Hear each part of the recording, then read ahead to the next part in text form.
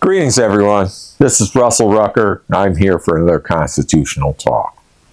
Now, where we left last week, we were in British Parliament with Benjamin Franklin, who's being questioned over the Stamp Act. He's the last in a series of men that witnessed to what was going on in America, and Benjamin Franklin was trying to explain to Parliament, Edmund Burke, Townsend, and the author of the Stamp Act. So we'll continue from this point. On what do you found your opinion that the people in America made any such distinction? And Franklin says, I know that whenever the subject has occurred in conversation where I have been present, it has appeared to be the opinion of everyone that we could not be taxed in a parliament where we were not represented. But the payment of duties laid by an act of parliament as regulations of commerce was never disputed.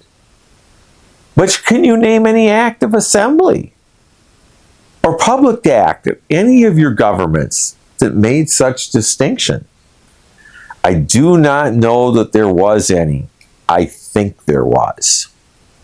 Never an occasion to make any such act till now that you have attempted to tax us that has occasioned resolutions of assembly declaring the distinction, in which I think every assembly on the continent and every member in every assembly have been unanimous. What then could occasion conversations on that subject before that time?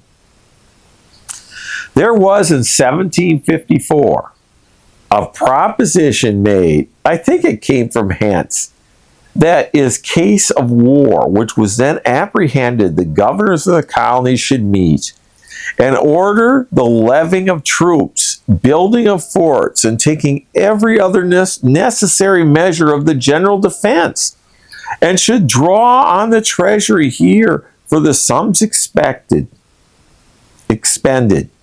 which were afterwards to be raised in the colonies by a general tax, to be laid on them by act of parliament. This occasioned a great deal of conversation on the subject, and the general opinion was that parliament neither would nor could lay any tax on us till we were duly represented in Parliament, because it was not just nor agreeable to the nature of an English constitution. Don't you know there was a time in New York when it was under consideration to make an application to Parliament to lay taxes on that colony upon a deficiency arising from the assemblies refusing or neglecting to raise the necessary supplies for the support of the civil government? And Franklin answered, I never heard of it. There was such an application under consideration in New York. And do you apprehend they could suppose the right of Parliament to lay a tax in America was only local and confined to the case of deficiency in a particular colony by a refusal to its assembly to raise the necessary supplies? They could not suppose such a case, as that the assembly would not raise the necessary supplies to support its own government. An assembly that would refuse it must want common sense, which cannot be supposed. I think there was never any such case at New York, and that it must be a misrepresentation of the facts, must be misunderstood. I know there have been some attempts by ministerial instructions from Hence to oblige the assemblies to settle permanent salaries on governors, which they would wisely refuse to do. But I believe no assembly of New York or any other colony ever refused duly to support government by proper allowances from time to public officers. But in any case, a governor acting by instruction should call on an assembly to raise the necessary supplies, and the assembly should refuse to do it. Do you not think it would then be for the good of the people of the colony as well as necessary to the government that the parliament should tax them? I do not think it would be necessary if an assembly could possibly be absurd as to refuse raising the supplies requisite for the maintenance of government amongst them. They could not long remain in such a situation. The disorders and confusion occasioned by it must soon bring them to reason. If it should not, ought not, the right to be in Great Britain of applying a remedy. And he continues, a right only to be used in such a case, I should have no objection to, supposing it to be used merely for the good of the people of the colony. But who is to judge of that, Britain or the colony? Those that feel they can best judge. You say the colonies have always submitted to external taxes and object to the rights of Parliament only in laying internal taxes. Now, can you show that there's any kind of difference between the two taxes to the colony on which they may be laid? I think the difference is very great. An external tax is a duty laid on the commodities imported. The duty is added to the first cost and the other charges on the commodity, and when it is offered for sale, makes a part of that price. If the people do not like it at that price, they refuse it. They are not obligated to pay it. But an internal tax is forced from the people without their consent, if not laid by their own representatives. The Stamp Act says we shall have no commerce, makes no exchange of property with each other, neither purchase nor grant, nor recover debts. We shall neither marry nor make our wills, unless we pay such in each sum, and thus is intended to extort our money from us, or ruin us by the consequences of refusing to pay it. But supposing the external tax or duty be laid on the necessities of life imported into your colony, will not that be the same thing as in its effects as an internal tax? I do not know a single article imported into the northern colonies but what they can either do without or make themselves. Don't you think cloth from England absolutely necessary to them? No, by no means absolutely necessary. With industry and good management, they may very well supply themselves with all they want. Will it not take a long time to establish that manufacture among them? And must they not, in the means, will suffer greatly? And Franklin continues, I think not. They have made a surprising progress already, and I am of the opinion that before their old clothes are worn out, they will have new ones of their own making. Can they possibly find wool enough in North America? They have taken steps to increase the wool. They have entered into general combinations to eat no more lamb. The very few lambs were killed last year. This course persisted in will soon make a prodigious difference in the quantity of wool, and the establishing of great manufacturers like those in the clothing towns here is not necessary, as it is where the business is to be carried on for the purposes of trade. The people will all spin and work for themselves to their own houses. Can there be wool and manufacture enough in 1 or 2 years? In 3 years, I think there may. Does not the severity of the winter in the northern colonies occasion the wool to be bad quality? No, the wool is very, very fine and good. In the more southern colonies, as in Virginia, don't you know that the wool is coarse? and only a kind of hair? I don't know it.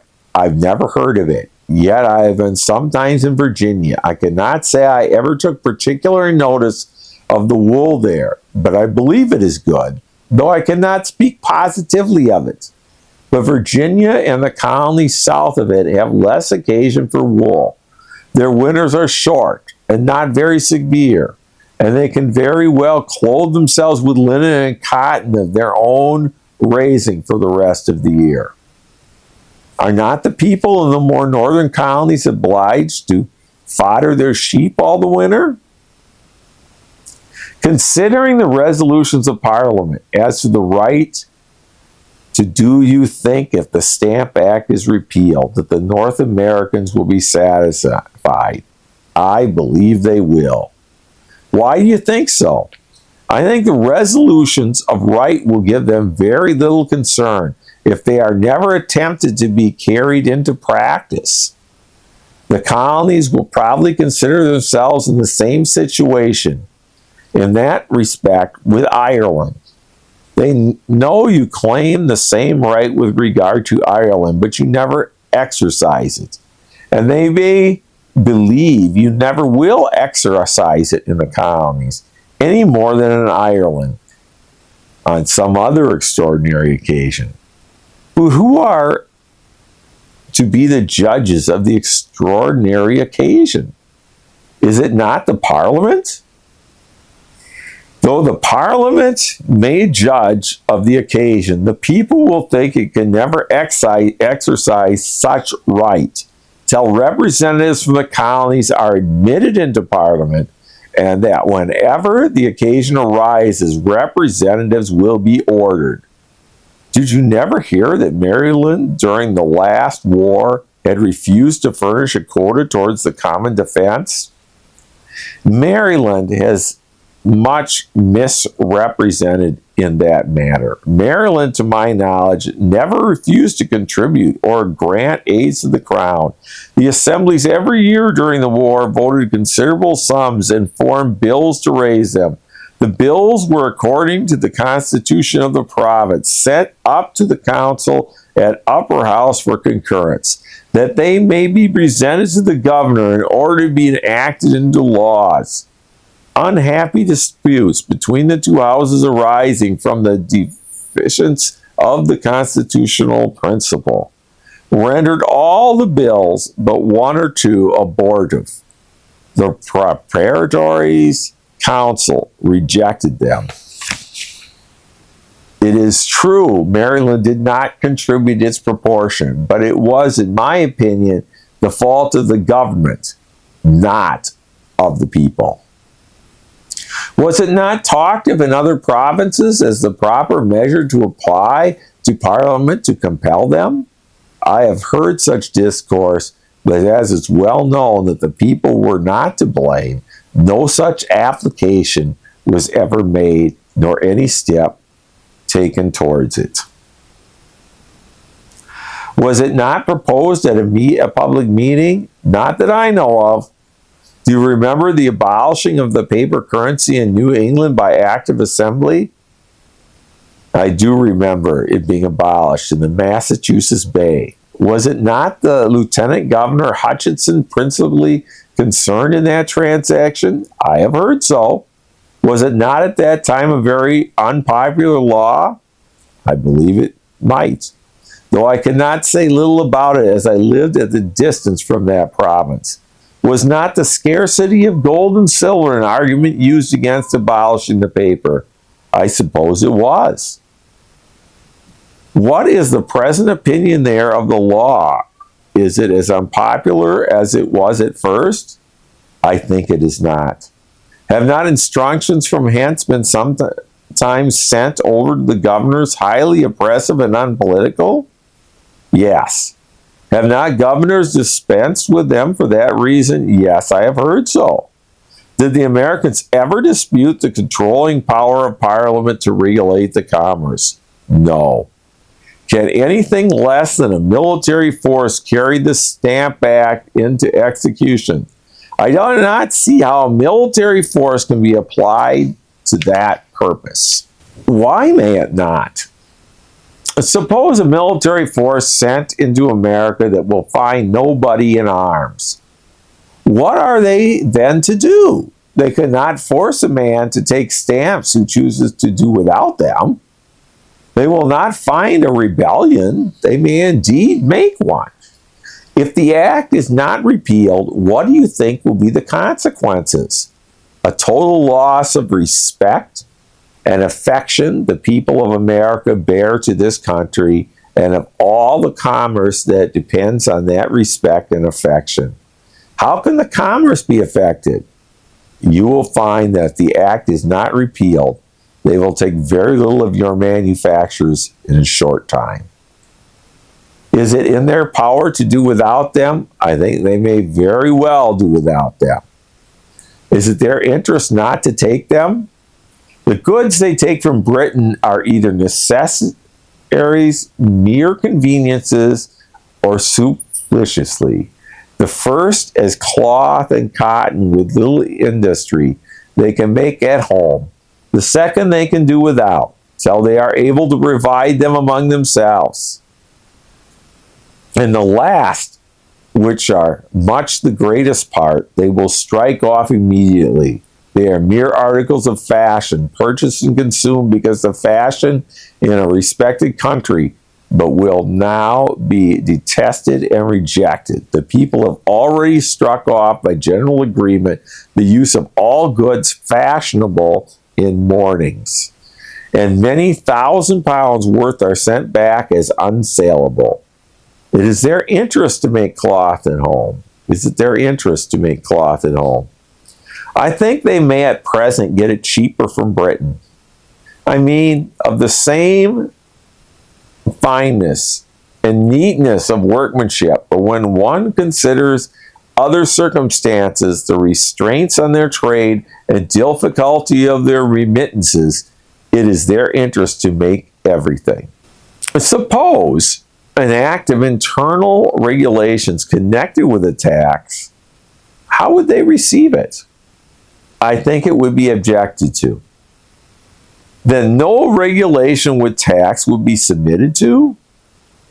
Their opinion is that when aids to the crown are wanted, they are to be asked of the several assemblies according to the old established usage, who will, as they always have done, grant them freely, and that their money ought not to be given away without their consent by persons at a distance, unacquainted with their circumstances and abilities.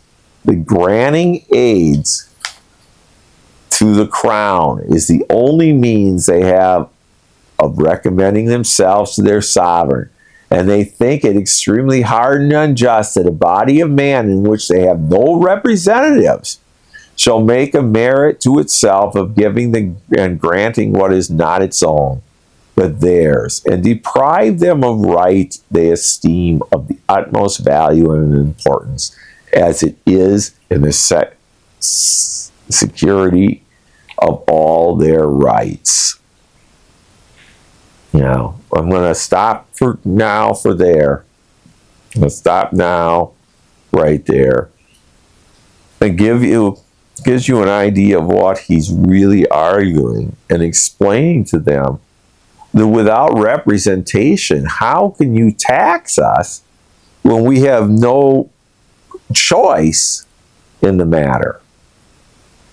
We're simply slaves at that point to the crown. And this really is the belief in America during this period of time. They loved the king. They trusted him. But they didn't think Parliament was a fair measure when they had no say. This, my friends, is where we actually were. I know this is lengthy. I know this takes quite a long time. Franklin spent 4.5 hours in Parliament explaining to Parliament what was going on. And that's why this is important. We'll continue this next week, and we'll catch you next time on the next Constitutional Talks. Goodbye for now, folks. Have a good day.